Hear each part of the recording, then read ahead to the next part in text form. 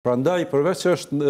ndërtuar kjo akt akuzë në mënyrë profesionale, është ndërtuar edhe mençur, duke edhe i shfrytzuar ekspertizat ndërkombëtare, të cilat janë të pakontestueshme. Absolutisht. Dhe ky rezultat i demanton për shembull zërat, kërkesat, ndoshta edhe qëllimira, por që mendonin që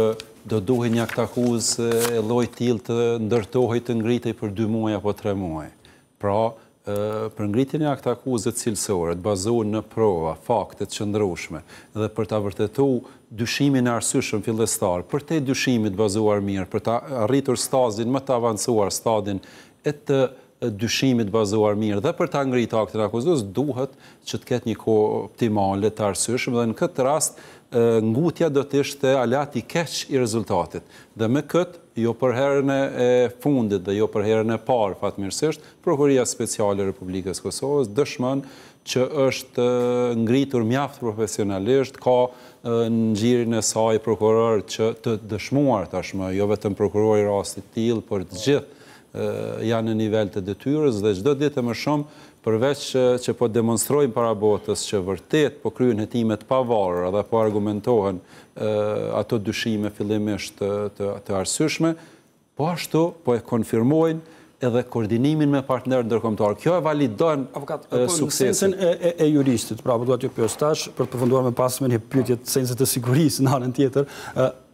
akt akuzat e tilla, sepse është fol shumë, edhe për rastin Banjska, ka pas deklaratat e akterëve publik për fshikë kryeministrin e detyrë e tjerë, pse s'po ngritet akt akuzë, pse kjo, pse ajo, çfarë kohë të trajtimit merr një akt akuzë pra për të qenë profesionale, pra. Jo, ta përcakton ligji, e ki afatet ligjore 3 vjet për hetim, por në kodin e vjetër të procedurës penale të mëparshmin ka qenë një afat më i shkurtër, 2 me eventualisht 6 muaj plus. Tani është 2,5 plus 6 muaj shtesë. Që është 3 vjet. Po është vlerësuar që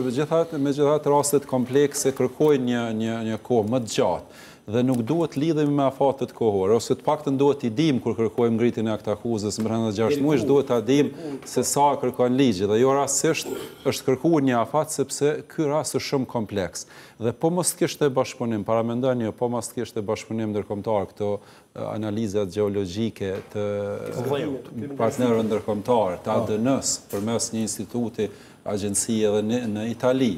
Nuk do të kishte këtë besueshmëri, sepse ndoshta kjo lufta hibride e Rusisë do ta dëmtonte në një masë edhe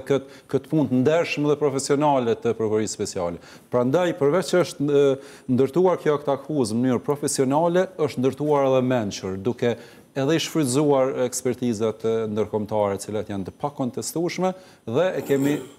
vënë pa një dyshim të bazuar mirë për disa të akuzuar që tashmë do ta marrin verdiktin në gjykatë. Qoftë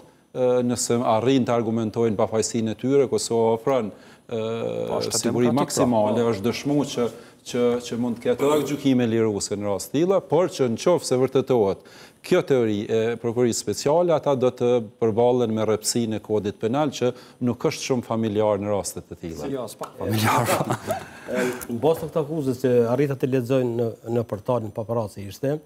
provat janë mjaft bindëse dhe ekspertimin kriminalistike në laboratorike gjeologjike të cilat janë kryer në FBI gjurmë përputhen 100%, pra provat dhe faktet janë në anën e Prokurisë Speciale të Kosovës. Në gjykatë që duhet ta kaloj akt akuza dhe unë besoj shumë Prokurisë Speciale që prandaj nuk është palë në fakt gjykata aty, është objekt i pavarur, organ i pavarur që vërtet këtë